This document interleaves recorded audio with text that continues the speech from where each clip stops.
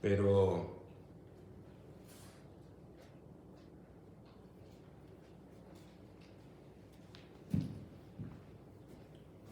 la hija mía siempre era en la familia la que notaba cuando yo me había cortado el cabello y era la primera que me decía un comentario. ¿Te cortaste el pelo? Sí. Y desde el 2013, 9 años ya, que ella se casó y se fue a vivir a otra ciudad, no había oído la bendición que Dios me concedió el día de hoy.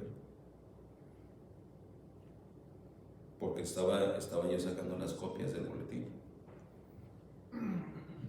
Y Carla fue a recoger su copia del boletín para ponerlo en el Proclaim, esa aplicación en la que vemos todo eso. Y le dije, sí, ya ahorita voy a sacar el primer boletín para ti, Carla. Ella no sabe, apenas se va a enterar ahorita, pero me dijo, ¿se cortó el pelo, pastor?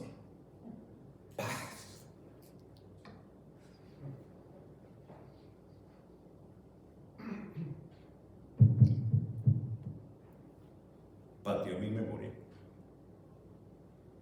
Qué bendito sea, Señor.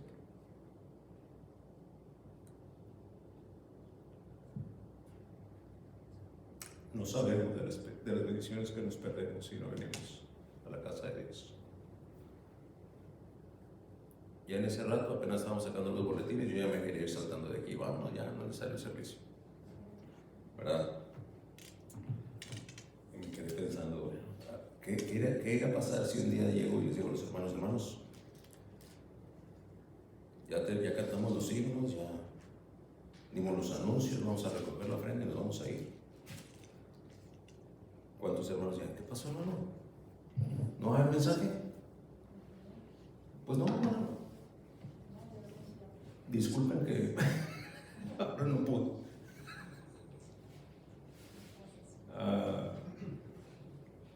Dios nos libre, ¿no? De un día así. Pero gloria al Señor.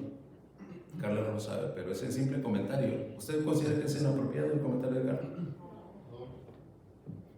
Así bien espontáneo, ¿no? You get a haircut. Y agarró el boletín y se fue, y yo me quedé dándole gracias a Dios ahí un ratito. Dice la palabra de Dios en 1 Timoteo, versículo 13 y 14 del capítulo 1. Habiendo yo sido antes blasfemo, perseguidor e injuriador, mas fui recibido a misericordia porque lo hice por ignorancia en incredulidad. Pero la gracia de nuestro Señor fue más abundante con la fe y el amor que es en Cristo Jesús. Tenemos que recordar que es Pablo escribiendo esta carta al joven Timoteo. Así es que le voy a invitar a que todos aquí, hombres y mujeres, jóvenes y adultos, nos sentemos en el pupitre, en el mesabanco de Timoteo. Su maestro va a darle una clase. Su maestro le va a instruir de acuerdo a la revelación que ese maestro está recibiendo de parte del Espíritu Santo. Y es así como escribe este versículo 13, que es el que les voy a invitar a que leamos todos a una sola voz. Déjeme escucharle. Si usted ya perdió la cita, lo espero, pero quiero que todos leamos 1 Timoteo 1:13. 1 Timoteo 1:13, la palabra de Dios dice, todos a una voz, habiendo yo sido antes blasfemo, perseguidor e injuriador, mas fui recibido a misericordia, porque lo hice por ignorancia e incredulidad. Gloria al Señor, buen trabajo, buen trabajo.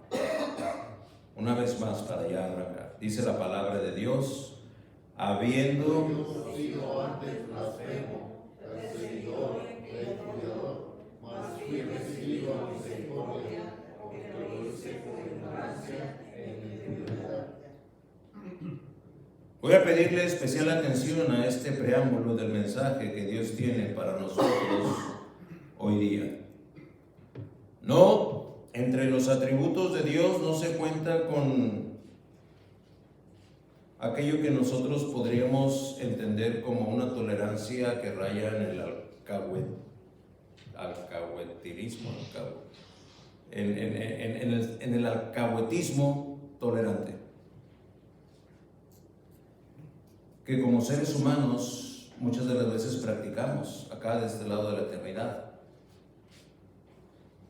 Aquel que es alcahuete y tolerante, por definición, es quien permite, procura, facilita, justifica y encubre lo ilícito.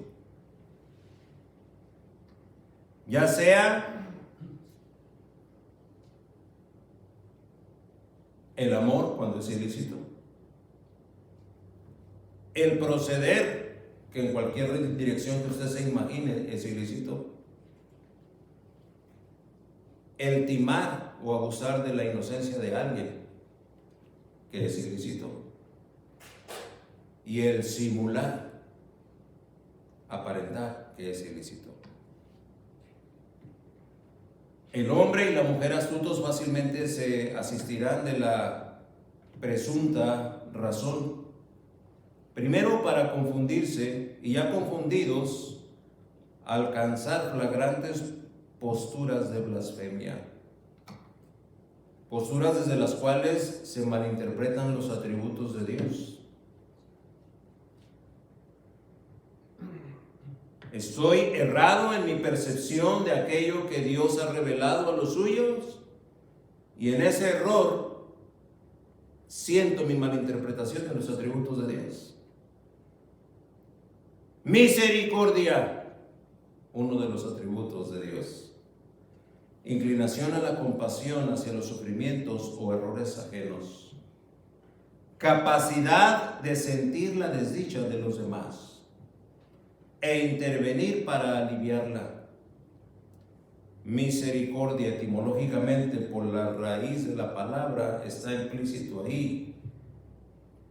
Cordia, corazón. Esto que hace que a lo mejor el corazón se me apachiche, decimos algunas veces, ¿no? Bíblicamente lo podemos mencionar como el atributo divino que atenúa o detiene la aflicción causada y merecida por un mal proceder. Atenuar o anular, detener por completo esa aflicción causada y bien merecida por un mal proceder.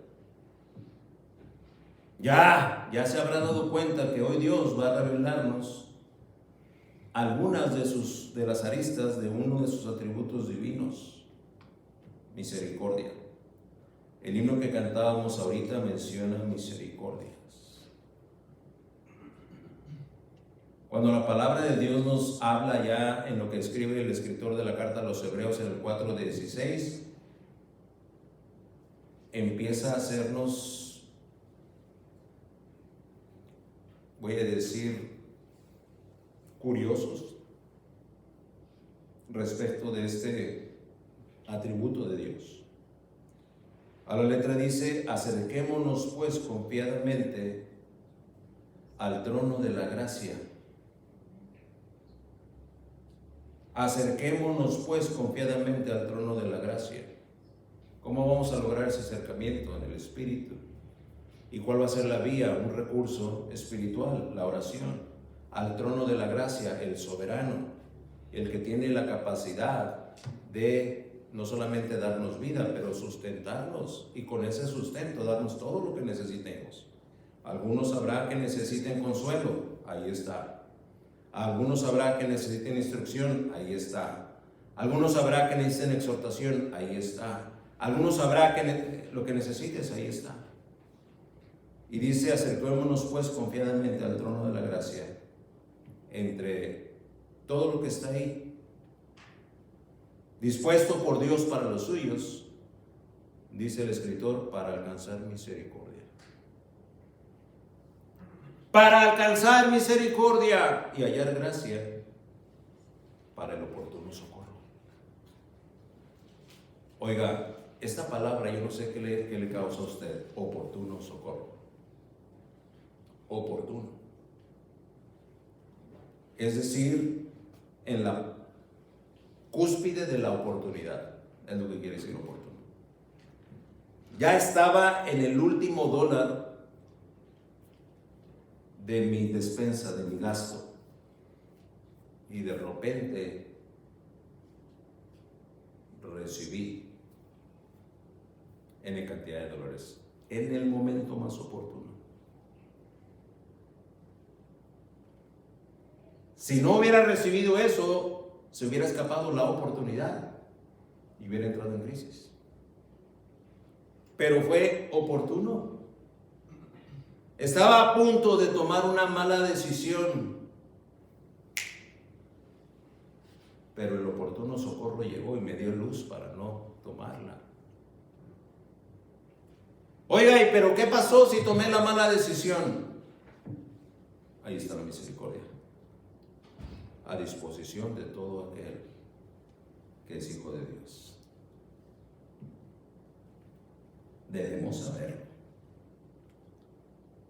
La misericordia,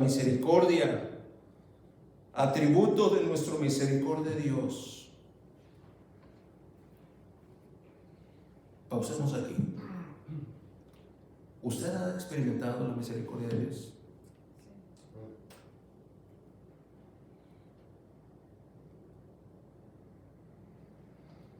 Misericordia ya fue desplegado como atributo demostrativo en el versículo previo, en el 12, en el que vimos hace 2 semanas, pero con la diferencia de que no se etiqueta como tal. Pero véanlo, si tiene todavía ahí su Biblia abierta, en el versículo 12 se lee que me fortaleció. Sigue leyendo que me tuvo por fiel. Si sigue leyendo que me puso en el ministerio. Lo sobradamente extraordinario e incomparable es preciso mencionarlo. ¿Por qué? Porque precisamente esto de lo que Pablo le está diciendo a Timoteo en el versículo 12, me fortaleció, me tuvo por fiel, me puso en el ministerio, no es otra cosa que la misericordia de Dios. Se manifiesta en alguien que, lejos de jactarse del favor de Dios sobre él, aclara, y con esta aclaración magnifica que fue recibido a misericordia. Déjeme decirle, este no es un tema que sea muy común encontrar en las prédicas de los púlpitos de hoy en día. No, es muy extraño. Yo tuve que escarbar en mi memoria para recordar cuándo fue la última vez que oí un mensaje con esta verdad central, y mi memoria no lo registra. Debo haberla oído, pero no sé si me distraje, pero mi memoria no lo registra. La obra del atributo de Dios, atenuando o eliminando aquello que yo merezco por mi pecado y mi rebeldía.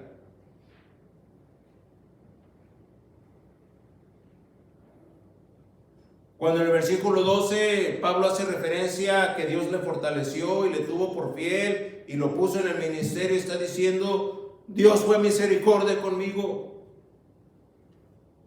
¿Por qué no? Saulo antes no era precisamente un hombre piadoso, y usted y yo lo sabemos. No era un hombre que entre los cristianos pudiera gozar de un buen nombre, al contrario. Entre los cristianos en su tiempo causaba terror.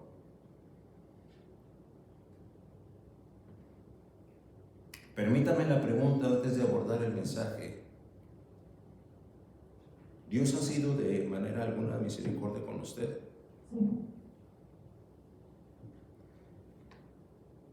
¿Qué de la vida que usted vivía antes de su encuentro con Dios? Ya empieza a vislumbrar lo precioso de la misericordia de Dios.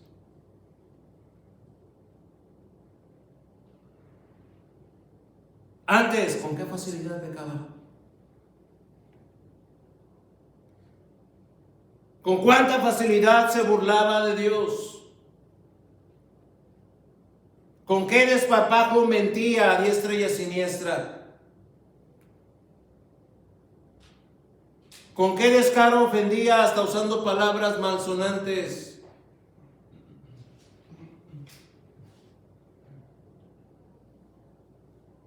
Que déjeme decirle, si alguno aquí o desde donde ve esta prédica dice: oiga, predicador, es que aunque yo de verdad creo que soy salvo, sigo haciendo y sigo practicando casi todo lo que acaba de mencionar. Si así fuera, y solo si así fuera, su pecado se magnifica y se multiplica exponencialmente. ¿Por qué? Porque usted, quien quiera que usted sea, está menospreciando y hasta despreciando la misericordia de Dios. Cuando Pablo declara: mas fui recibido a misericordia, lo hace para dejar un testimonio que bien nos vendría a usted y a mí. Primero discernir y después imitar. Y vamos a pedir que Dios nos dirija en este mensaje. Solamente Él puede hacerlo. Vamos a inclinar nuestro rostro y vamos a orar. Padre nuestro, gracias porque nos dejas vivir el momento en el que tu palabra será predicada. Unge el oído de cada uno aquí, desde el más atento hasta el más disperso, y atráelo a tu verdad. Señor, no por atención al siervo inútil que habla aquí, sino por un aprecio verdadero del que verdaderamente ama a Dios y presta atención a su consejo. Confío en que tu Espíritu Santo, Señor, cubrirá todos mis hierros, todos mis errores, y que no obstante mis limitantes que me hacen estar tan estrecho en cuanto al alcance de lo que puedo yo transmitir, Señor, tu Espíritu Santo saldrá y alcanzará a cada conciencia y a cada espíritu, para que el propósito divino de lo alto se cumpla esta tarde. Entrego pues tu mensaje y al mensajero inútil en tus manos, en el nombre del Señor Jesús. Amén. Cuando esta carta, en el versículo 13, deja revelado lo que nos deja revelado, tenemos que reconocer que es una condición del pasado. Esa condición del pasado, en el punto número 1, se presenta a sí mismo Pablo como blasfemo, como perseguidor y como injuriador. Y yo me detuve un momento a meditar. Si Gerardo Garza fuera a presentar una carta con este formato a algún consiervo, algún hermano en la fe, a mi hijo Isaac, mensajazo que se echó Isaac el domingo, 27 veces lo oigo en la semana y me convicciona. Si yo tuviera que agarrar una carta y escribirle al hijo mío mi condición del pasado, ¿qué tendría que yo escribir?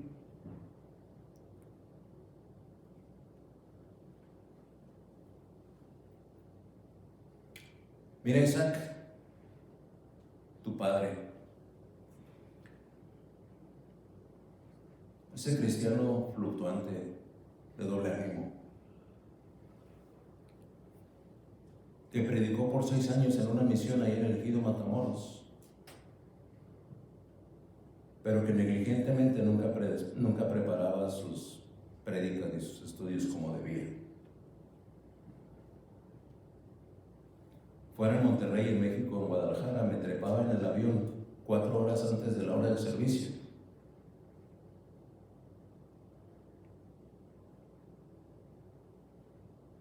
Y con un alcohol ahí, en la mesilla del avión de primera clase, para desconectarme de todo el trabajo. empezaba a leer la Biblia y le preparaba unas cuantas notas para llegando a predicarlas.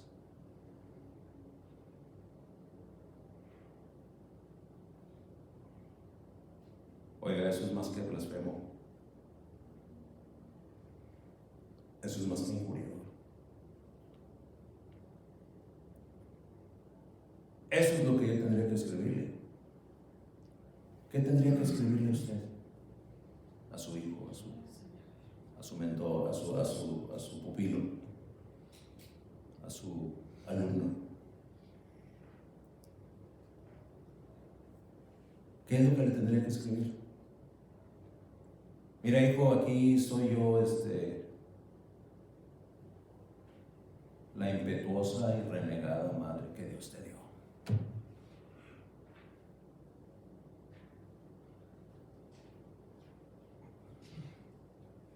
El intemperante padre que nunca supo darte a conocer lo que verdaderamente vale y solamente me enfoqué en los bienes materiales. ¿Qué le tendría que escribir usted? La fidelidad de Dios sorprende aquí. El gran apóstol Pablo, escribiendo en la intimidad de una carta a su hijo espiritual, Timoteo, y diciéndole: Timoteo, blasfemo, perseguidor, injuriador. Timoteo es el que va a recibir el escrito de esta carta de Pablo, y al hacerlo así, resultantemente su expectativa para llegar a ser uno de los que honran a Dios con su vida, pues será de mucha más amplia esperanza, de mucha confianza, de mucha convicción al ejercer el ministerio a que ha sido llamado. Pablo declara quién fue, porque realmente lo fue: un blasfemo, un perseguidor y un injuriador. Pero Timoteo,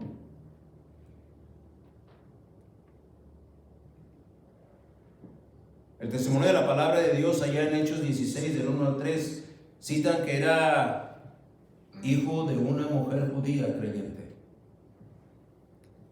Y cuando menciona esas características en la mujer, era una mujer temerosa de Dios. Entre ella y su mamá, Eunice y Loida, habían instruido a este joven Timoteo. Timoteo entonces no se podría encontrar entre los blasfemos. Hay algunos jóvenes aquí que desafortunadamente tienen que contarse entre los blasfemos, porque dudan del poder de Dios, dudan de la condenación eterna, asumen que pueden hacer lo que se les antoja y no va a pasar nada. Eso es lo que todo el mundo piensa alrededor, eso es lo que mis amigos, mis profesores y mis vecinos hacen, así es que a la iglesia, ese sí es alguien que blasfema. Pero Timoteo, hijo de padre griego, en el contexto cultural, la formación dependía de la mujer, de la niñera, de la abuela. Así que Timoteo había sido enseñado bien. También dice la palabra de Dios ahí en Hechos 16, del 1 al 3, y los hermanos que vienen al estudio de los Hechos, ¿se acuerdan? Daba buen testimonio. Daba buen testimonio. No era un joven al que le tenían que estar reprendiendo por sus malas acciones. No era un joven desobediente ni rebelde. Tampoco era un joven que se escapara por ahí y andara haciendo cosas indebidas. Daba buen testimonio. No nada más en su casa, en la ciudad donde era y en una ciudad vecina. La buena fama, el buen nombre de Timoteo llegaba a su ciudad y a una ciudad vecina.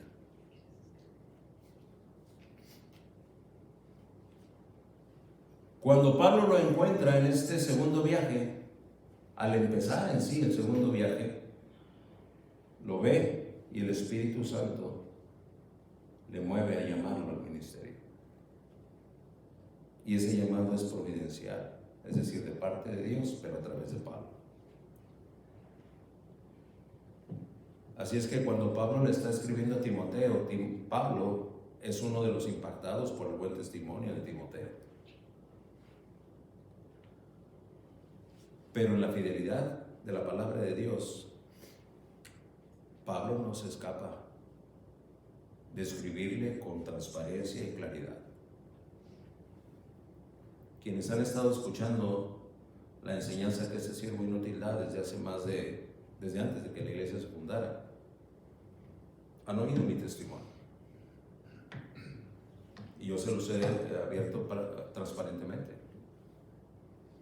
La codependencia tan nociva y destructiva en la que viví en mi matrimonio por 19 años.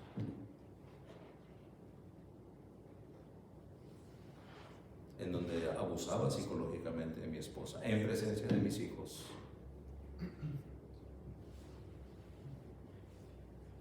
Así es que todavía los atapericos que me salen de mi vileza, la menciono abiertamente aquí delante de ustedes. ¿Se acuerdan cuando me quise robar aquel cooler? ¿Se los platiqué? El hermano Garza, el pastor. Hombre, este cooler aquí ya debe tener como unos 2 años, está todo oxidado, nadie lo ve en esta bodegota. Yo ocupo uno, pues me lo llevo. Y me lo eché a la bolsa. Y ahí voy. Casi 25 millas después, busco mi teléfono con el que trabajo, tomo fotografías de las inspecciones y no lo tenía. Y repasando a ver, oh sí, ya sé dónde está. Y ahí vengo de regreso. Llego a la bodega donde había estado inspeccionando y lo había olvidado exactamente ahí donde agarré el cúter.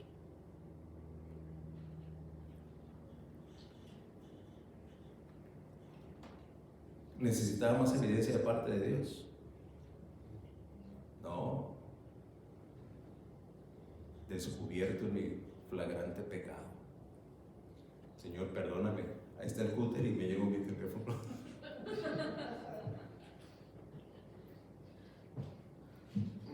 Esa es la postura de Pablo cuando escribe.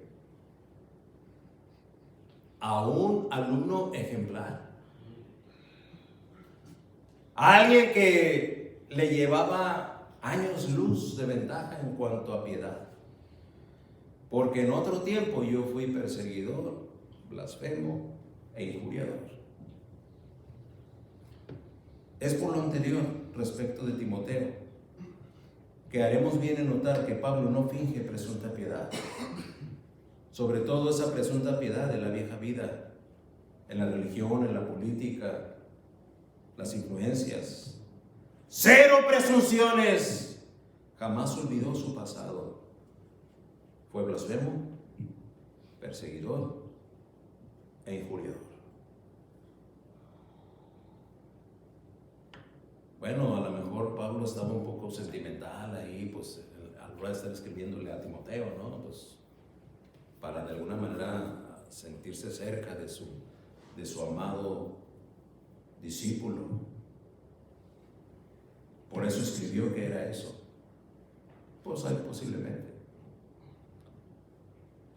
Pero no nada más Pablo escribe de la condición de Pablo, también lo hace Lucas ahí en Hechos 22:4, dice: perseguía yo este camino hasta la muerte, prendiendo y entregando en cárceles a hombres y a mujeres. Y cuando dice perseguía yo este camino, camino está con mayúscula. ¿Quién es el camino? Cristo. Perseguía yo a Jesucristo y lo que hacía es que los perseguía hasta la muerte, prendiendo y entregando en cárceles a hombres y a mujeres. 26:11. Y este es Pablo, mientras que Lucas escribe, pues Pablo está defendiéndose. En el 26:11 dice: muchas veces castigándolos en todas las sinagogas, los forcé a blasfemar. Y endurecido sobremanera contra ellos, les perseguí hasta en las ciudades extranjeras. Gálatas 1:13 nos dice: porque ya habéis oído acerca de mi conducta en otro tiempo en el judaísmo, que perseguía sobremanera a la iglesia de Dios y la asolaba. La fidelidad de esta descripción definitivamente nos obliga a usted y a mí esta tarde a considerar qué es lo que tendríamos que escribir de nuestra vileza de vida.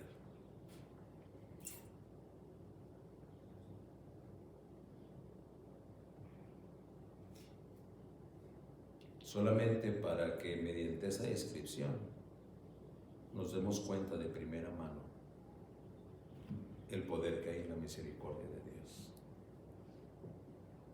Porque el propósito, el objeto principal por el cual Pablo está mencionando estas vilezas es para magnificar la misericordia a la que fue recibido. Por eso vamos al punto número 2, dice, mas fui recibido a misericordia. Se presenta aquí la ocasión de restauración. Recibido a misericordia. Sí, yo era un blasfemo. Sí, es cierto, yo era un injuriador. Sí, es cierto, yo era un perseguidor. Pero se presentó una ocasión de ser restaurado para ser recibido en misericordia. Ser recibido a misericordia lo entenderemos mejor si nos asomamos a lo que significa no ser objeto o sujeto de esa preciosa y divina misericordia. ¿Qué quiere decir ser recibido en misericordia, hermano? Vamos a verlo, pero déjeme empezar por enseñarle lo que es no ser recibido a misericordia. Y entonces eso nos va a establecer en un punto de referencia más eficiente para entenderlo como tal. Si nos asomamos a lo que significa no ser objeto o sujeto de esa preciosa y divina misericordia, citemos a un personaje en el Nuevo Testamento, allá en Hechos 5. Ananías, cuyo pecado fue sustraer del precio de su heredad, es decir, robar. Pero no nada más robar, sino intentar engañar al Espíritu Santo. Y digo intentar, ¿sabe por qué? Porque Satanás es suficientemente hábil para engañarnos, al llevarnos a intentar. ¿Cuánta bendición sería si la única verdad que se lleva usted a casa esta tarde de este mensaje es a que no es posible intentar engañar a Dios? No es posible. A lo mejor en su intento logra engañarse a sí mismo. En su intento logra engañar al pastor. En su intento logra engañar al hermano, a la hermana, al cónyuge, al hijo, a la mamá, al papá. A lo mejor. Pero a Dios no lo puede engañar. Se quedará en intento y será frustrado. Este personaje, Ananías, intenta.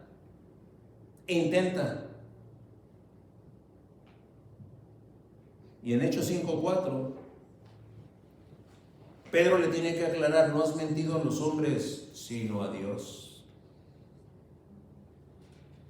Versículo 5, estoy en Hechos 5:5. Al oír Ananías esas palabras, cayó y expiró. Ah, caray. Zafira, su esposa de Ananías, aproximadamente, dice la palabra de Dios, como 3 horas después, llega buscándolo, ¿verdad? Pedro sabía que venía. Y lo encuentra y le dice, a ver, Zafira, ven para acá. Estoy parafraseando para que más o menos, para que no se me aburra. A ver, Zafira, ahí. Ya sé, vienes buscando a Ananías, tu esposo. Oh, sí, lo viste por aquí, dijo que venía para acá. Sí, ya lo recibimos. Textualmente dice la palabra de Dios. Dime, ¿vendiste en tanto la heredad? El intento de engaño de Ananías fue instrumento para que su esposa extendiera ese pecado. Y con esa extensión de pecado extendió el juicio de Dios. Y ella dijo, sí, en tanto. Llama la atención cómo es posible que seamos tan ingenuos, ¿verdad? A lo mejor ella podría nomás haber contestado sí. Y tal vez con esa respuesta alcanza misericordia, pero no. ¿Vendiste en 40,000 la heredad? Sí, en 40,000.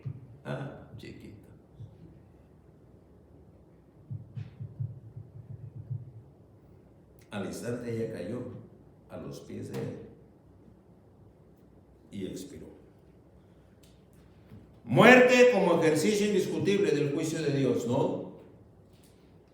Aquí no aparece el atributo divino de la misericordia con ellos. Por allá en Hechos 8 nos revela la condición de un hombre que fue famoso hasta cierto punto. En el versículo 9 de Hechos 8 encontramos a un tal llamado Simón, que antes ejercía la magia en aquella ciudad y había engañado a la gente de Samaria. El versículo 11 de Hechos 8 dice: y estaban atentos porque sus artes mágicas les había engañado por mucho tiempo. A esa parte de Samaria llega Felipe y predica el evangelio, y muchos creen y se bautizan. Según el versículo 13 dice la palabra de Dios que también creyó Simón mismo, y habiéndose bautizado estaba siempre con Felipe. Versículo 18. Este Simón recién convertido, dice, cuando vio Simón que por la imposición de las manos de los apóstoles se daba el Espíritu Santo, ¿se acuerdan qué hizo, verdad? Les ofreció dinero. Tenemos que recordar que el tiempo de la iglesia está en una transición en donde ser salvos y ser bautizados todavía no provocaba la habitación del Espíritu Santo en aquellos. En esta transición era necesario una manifestación de la obra de la gracia de Dios al dar al Espíritu. Y en ese tiempo de los hechos era necesaria la imposición de las manos. Cuando aquel Simón, que ya tenía mucha experiencia engañando con su magia y debió haber tenido su red social de seguidores, ¿verdad? Tenía éxito. Dice, y luego poniendo las manos se puede, el Espíritu Santo. Pedro, Juan, venga. ¿Cuándo? Porque me den a mí esa no. Versículo 18, cuando vio Simón que por la imposición de las manos de los apóstoles se daba el Espíritu Santo, les ofreció dinero. En el 19 expresa abiertamente esa petición: dadme también a mí este poder. En el versículo 20, y sigo estando en Hechos 8, entonces Pedro le dijo: tu dinero perezca contigo. 21, tu corazón no es recto delante de Dios. Todavía en el 21, arrepiéntete pues de esta tu maldad y ruega a Dios si quizás te sea perdonado el pensamiento de tu corazón. Eso le calambró la conciencia a Simón. Y en el versículo 24 dice Simón a los discípulos: rogad vosotros por mí al Señor para que nada de esto que habéis dicho venga sobre mí. Es decir, le pide a Pedro que interceda por él, como es propio de los nuevos creyentes que están en el umbral de su transformación. Tenemos que entender que la revelación de este pasaje no deja en claro qué fue lo que pasó al final debido a aquel error de Simón. Es decir, no nos dice claramente que aquel hubiera perecido, como fue lo que le dijo Pedro. Y tampoco podemos ver que realmente siguió adelante. Pero podemos ver, o entrever, mejor dicho, que la misericordia de Dios entró en función práctica y poderosamente. Porque si hubiera sido el juicio definitivo de Dios, igual que a Ananías y Zafira, hubieran expirado. Pero aquí no, después de la reprensión él se arrepiente. Por eso yo creo que sí fue salvo. Y aquella reprensión quedó en un ejercicio de la misericordia de Dios, pero no tenemos todas las evidencias que sí tenemos con respecto a la vida de Saulo. La vida de Saulo, a ojos de cualquiera que lo conoció, era reconocida como la de un recalcitrante religioso, influyente, prepotente, autoritario, cruel y arrogante, funcionario de gobierno, dadas las notables cartas credenciales de su academia y su doble nacionalidad, su posición económica. ¿A qué es a lo que se dedicaba Saulo? A perseguir y encarcelar cristianos, hasta que en Hechos 9 nos da detalle de la misericordia en la que fue recibido. ¿Cómo es que fue recibido a misericordia? Bueno, en el versículo 3 de Hechos 9, providencialmente Dios lo encuentra. Va en el camino a Damasco y un resplandor le envuelve. Y oye la voz del Señor. Providencialmente Dios le encuentra. En el versículo 4 vemos que lo avienta el rostro en tierra, poderosamente lo humilla. Cuando todo asustado y confundido pregunta: ¿quién eres?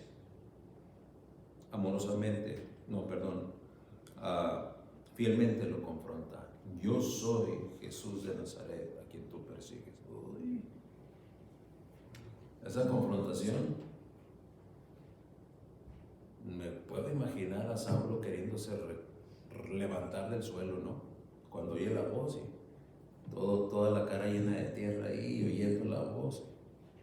¿Quién eres? Queriéndose levantar. De ahí todo lleno de polvo. ¿Quién eres, Señor? Yo soy Jesús de Nazaret, a quien tú persigues. Mejor me caigo otra vez.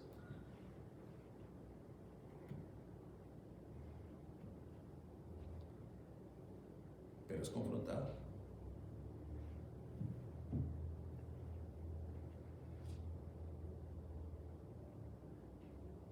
Ya entonces, providencialmente Dios lo encuentra, poderosamente lo humilla, fielmente lo confronta. Número 5, versículo número 5, omniscientemente lo diagnostica. Dura cosa te es dar cosas contra el aguijón. En un parafraseo así bien mexicano, podríamos decir que lo que vio Pablo fue: la estás regando.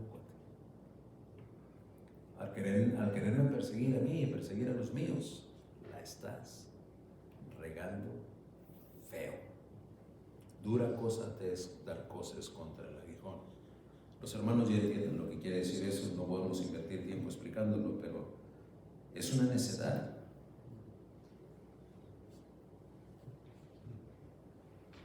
Y sabiamente lo instruye según el versículo 6. ¿Por qué?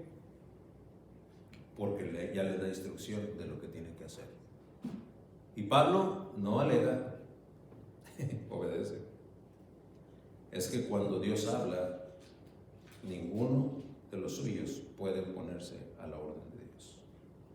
Pues yo sí, hermano, sí, muy probable que sí, pero si tú puedes más que la soberanía de Dios sobre tu vida, entonces tú eres tu Dios. No, Dios no es tu Dios. El Dios de la Biblia no es tu Dios. Tú eres tu Dios. A ti sí te haces caso, a Dios no.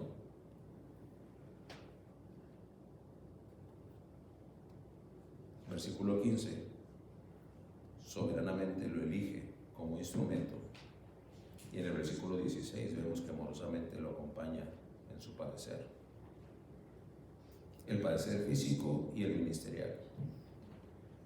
Le acabo de describir lo que Pablo experimentó y que en esta primera carta al joven Timoteo queda registrado para la eternidad como el incomparable testimonio de quien, siendo vil, fue recibido a misericordia. Gloria a Dios por mi vileza y mi debilidad. Entonces, diría Pablo, porque es cuando la misericordia de Dios interviene. Número 3, mas fui recibido a misericordia. De estado de perdición por ignorancia e incredulidad. El estado de perdición por ignorancia e incredulidad. En este punto vamos a aprender Y Dios le ha de revelar a cada uno aquí mientras le instruyo, predicando su naturaleza divina. Pablo dice de sí mismo, lo hice por ignorancia. Y lo cierto es que muchos aquí y muchos otros en otros lugares pecamos, sí, por ignorancia. Bueno, pues esa ignorancia que limita a quienes ignoran, repito, esa ignorancia que limita a quienes ignoran, por la gracia de Dios, hasta aquí llegó, hasta hoy día, hasta hoy 27 de marzo del 2022, aquí en la Iglesia Bíblica Bautista Sublime Gracia, hasta aquí llegó su ignorancia, porque ya lo va a aprender, ya lo va a aprender. Y lo que ignoraba antes, a partir de ahora ya no lo va a ignorar. ¿Qué es lo que ignoraba Pablo? Pues había sido blasfemo, perseguidor, por ignorante. Él dice, yo todo eso que fui lo hice por ignorancia. Entonces, ¿qué es lo que ignoraba Pablo? Muy probablemente lo que usted y yo también ignoramos. Gracias por preguntar. Esa voz que preguntó, ¿quién preguntó? Ok.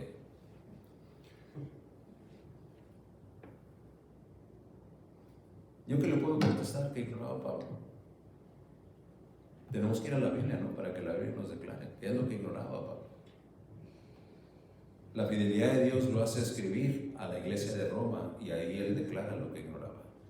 10:3 de Romanos. A la letra dice, porque ignorando la justicia de Dios, procurando establecer la suya propia, no se han sujetado a la justicia de Dios. Oiga, eso es ignorancia. No saber.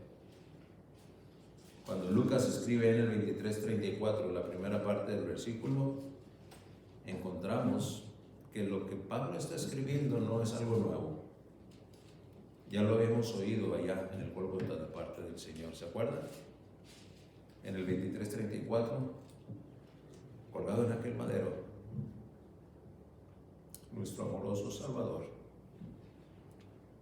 clama al Padre y pide que perdone a todos aquellos que le están crucificando. ¿Por qué quiere que le perdonen? Porque no saben lo que hacen. Lo ignoraban. Lo ignoraban. Cuando menos llevan ya 2000 años de nuestro tiempo terrenal, dándose cuenta que ignoraban que estaban crucificando al Mesías. Eso es a lo que nos lleva la ignorancia. Y Pablo no sabía. ¿Qué es lo que no sabía? Porque ignorando la justicia de Dios. Ignorando no lo dice como que lo desconozco nada más, sino que no le hace caso. ¿Usted alguna vez, como decimos, no apropiadamente, pero es la expresión que usamos, ha ignorado a alguien que está ahí? ¿Verdad? Se va aproximando a un lugar y lo divisa, lo alcanza a ver a distancia, ¿verdad? Pero es alguien que le resulta antipático o simplemente no se la lleva bien con él, ¿cierto? Y entonces pasa de largo. Lo ignoró.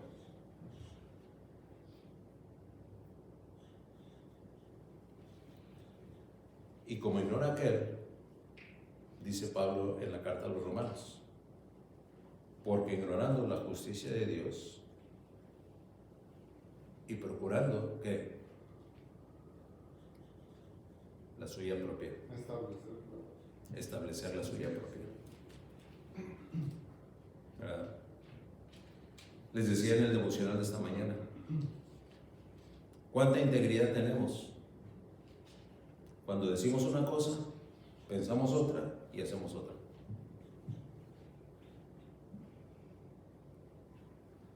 Ese monstruo de integridad es nuestra propia justicia.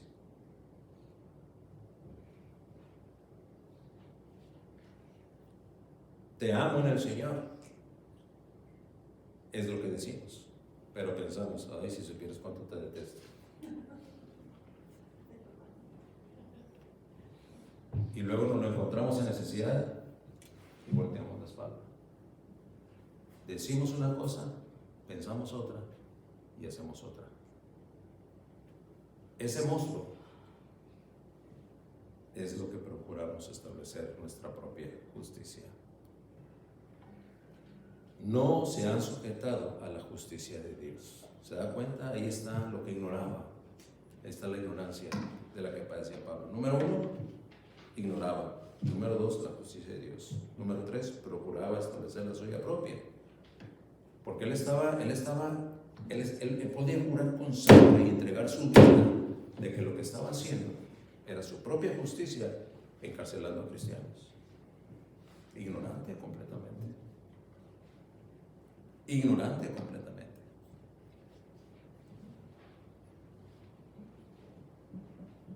Si ya el maestro nos ha identificado como que no sabemos lo que hacemos, entonces tenemos que atender a esa declaración divina que él dijo colgado en el madero. ¿Qué fue lo que pidió al Padre por usted y por mí?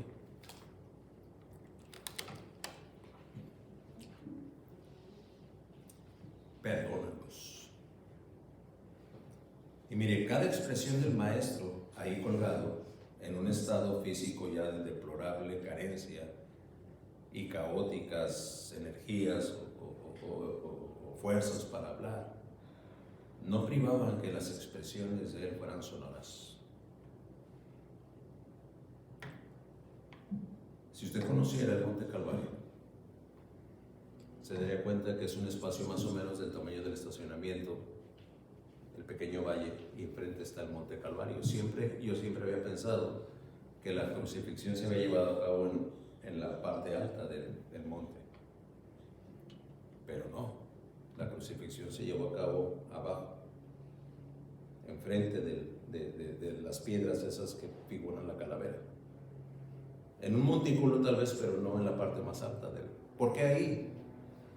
Porque enfrente del Monte Calvario había un camino por donde transitaba la gente, y como el propósito era causarle vergüenza al crucificado, tenía que ponerlo en donde estuviera al alcance de la vista de los que cruzaban. Usted ha leído el Evangelio donde muchos pasan, y es algo de lo que vamos a predicar el viernes de crucifixión. Pasaban y lo veían y meneaban las cabezas. Así es que podemos ver el cuerpo ensangrentado, sin forma, del maestro aquí en la cruz, y a no más de 15, 20 pasos, gente circulando. Y en ese estado de precaria existencia ya, no, las expresiones del maestro no eran expresiones que se balbuceaban de una boca seca. No, retumbaban en todo el Calvario y en todo alrededor de Jerusalén. ¡Perdónalos!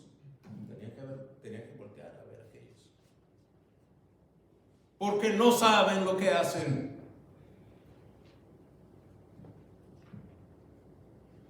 Es que el único pecado imperdonable es el rechazo al perdón que se le brinda a aquel que recibe únicamente por la misericordia de Dios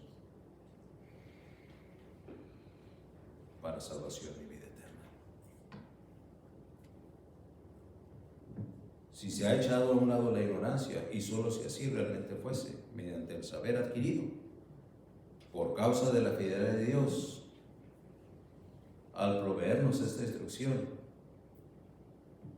si aún así se persiste en pecar con testimonio tibio y diligente, beligerante o indiferente, intermitente, cínico o indolente, seguramente será debido a que la incredulidad entró a relevar a la ignorancia en el estadio de la rebeldía.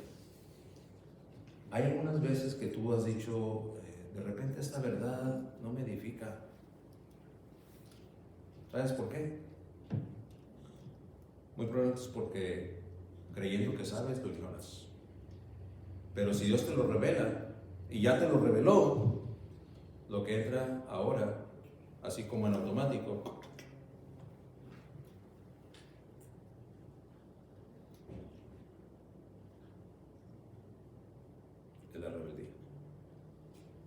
Eras ignorante, pero Dios en su fidelidad te lo declaró. Pues ahora ya me lo declaró, pero yo no lo creo.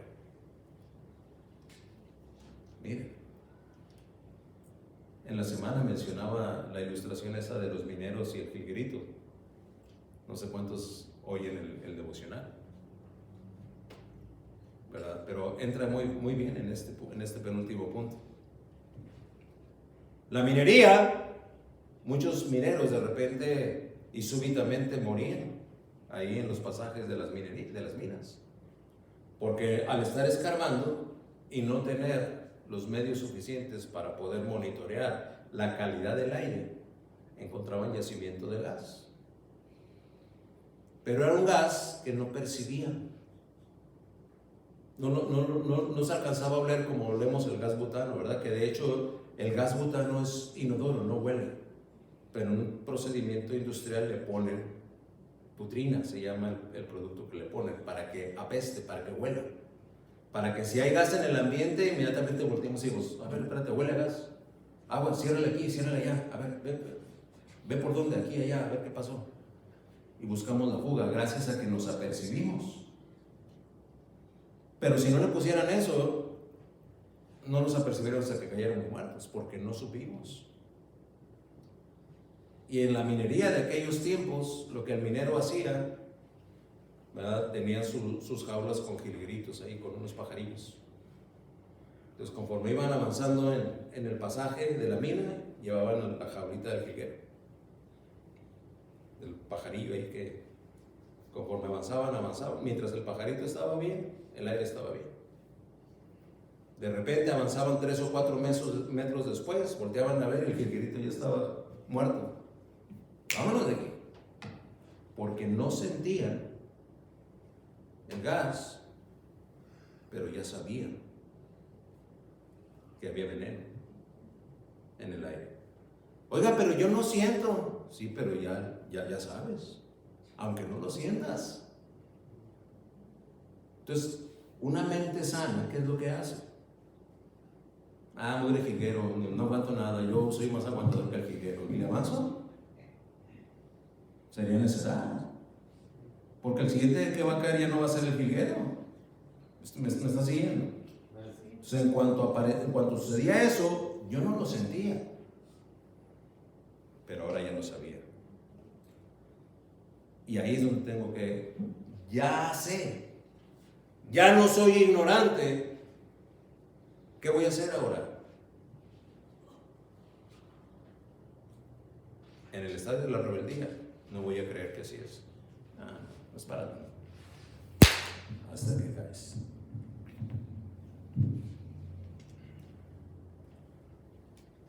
Número 4.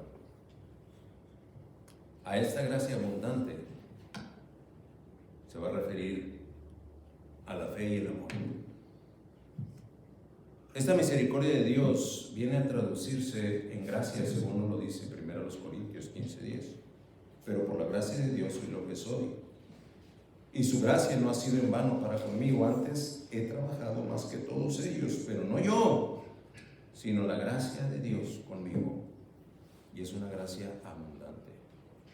¿Qué es eso, predicador? Gracias por preguntar. Vamos todos, le voy a invitar a que abra su Biblia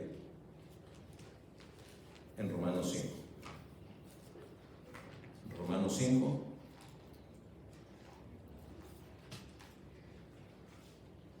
Y vamos a ver qué es lo que dice la palabra de Dios. En Romanos, voy a pedir a 2 hermanos que lo lean. Hermana Verónica, ayúdanos con 5:19 de Romanos, por favor.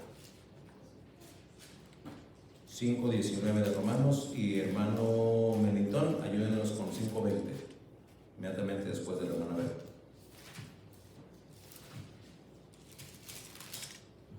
Dice 19, hermano.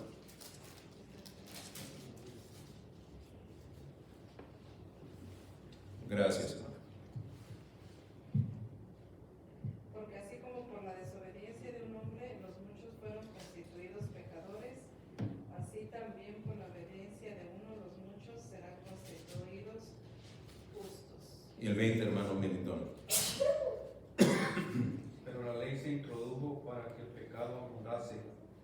cuando el pecado abundó, sobreabundó la gracia. Sobreabundó. Fui recibido en misericordia a un estado de gracia abundante, dice Pablo. Gracia abundante, eso es a lo que Pablo se está refiriendo. Pero la ley se introdujo para que el pecado abundase, mas cuando el pecado abundó, sobreabundó la gracia. Y por causa de uno, Adán, así entró el pecado en el mundo, por causa de uno, Cristo. Y su gracia dio la salvación y vida eterna. Esa es la gracia abundante. Mas fui recibido a misericordia. Terminamos con el punto concluyente, que es en Cristo Jesús. A la hora de concluir este mensaje, vamos a enfocarnos particularmente al concepto implícito del texto en el versículo 14. Vayamos todos allá a 1 Timoteo 1:14.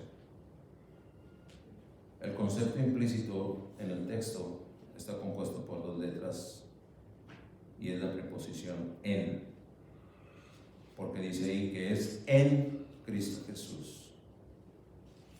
¿Qué es lo que significa en Cristo Jesús? Significa unión con Él. Unión con Él. ¿Se acuerdan cuál fue el pasaje que leímos congregacionalmente? Como número 3 del mensaje. Juan 15, del 1 al 11. La preciosa figura de la vid. Él es la vid, nosotros los pámpanos. En, al que hace referencia el versículo 14 de 1 Timoteo 1, dice el versículo 2, en mí no lleva fruto. El que no esté en mí no lleva fruto. Versículo 4, permaneced en mí y yo en vosotros. Si no permanecen en la vid, si no permanecéis en mí. Versículo 5, permanece en mí y yo en él. Permanecer. Y en el versículo 5, la última parte del versículo, concluye y encierra la idea. Porque separados de mí, nada podéis hacer. ¿Por qué razón usted y yo no somos obedientes a Dios? Porque no permanecemos en Él. ¿Por qué las verdades no entran ya a nuestro espíritu? Porque no permanecemos en Él. Es que yo como que siento que no estoy siendo alimentado. No. Tu sentir está en un error. Tu realidad es que no estás en Él. ¿Por qué no puedes ser fiel y puntual a la iglesia? Porque separado de Él nada podemos hacer. ¿Por qué no puedes ejercer una vida de fidelidad a tu devocional y a tu dedicación espiritual? Porque separado de mí nada podéis hacer. Nada que verdaderamente trascienda, edifique, ayude o pueda ser de provecho va a funcionar. ¿Se puede intentar? Sí. Hay mucha gente que se intenta. No, pues lo que yo necesito hacer es esto. Lo que yo necesito es hacer aquello. Lo que se necesita hacer es organizar esto. Lo que se necesita hacer es organizar aquello. ¿Sí? ¿Se puede intentar? Sí. Pero al llevarse a cabo, si no está en Dios, cero resultado. Entretendrá a algunos,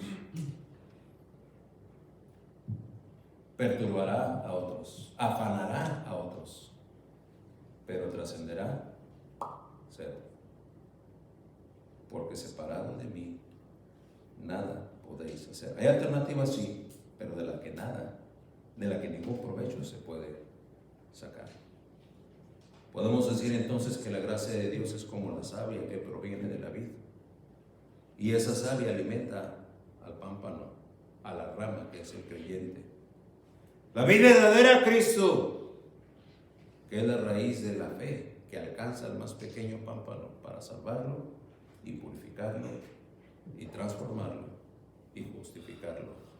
Así es como somos recibidos a misericordia. Si usted no goza de la seguridad que la misericordia de Dios da a todo aquel que cree y se arrepiente de su pecado, y Dios le ha hablado hoy, ríndase, crea, arrepiéntase y sea recibido a misericordia. Si como verdadero hijo de Dios es recipiente de la misericordia de Jehová, entonces, como dice Lamentaciones 3:22, por la misericordia de Jehová no hemos sido consumidos. Mire que la misericordia de Jehová no está ahí hasta cuando usted quiera. Desde la soberanía de Dios, la misericordia de Dios puede ser retirada y nos puede pasar lo que a Ananías y a Zafira. Por la misericordia de Jehová no hemos sido consumidos, porque nunca decayeron sus misericordias. Versículo 23. Nuevas son cada mañana. Grande es tu fidelidad. Como creyente, entonces, abrace este precioso precepto, este atributo divino, y abandone ya lo que era antes, tanto en su estado de perdición o condenación, así como en la práctica de la falsa religión bajo la que vivió años de engaños. Y si lo hiciésemos así, estaremos así.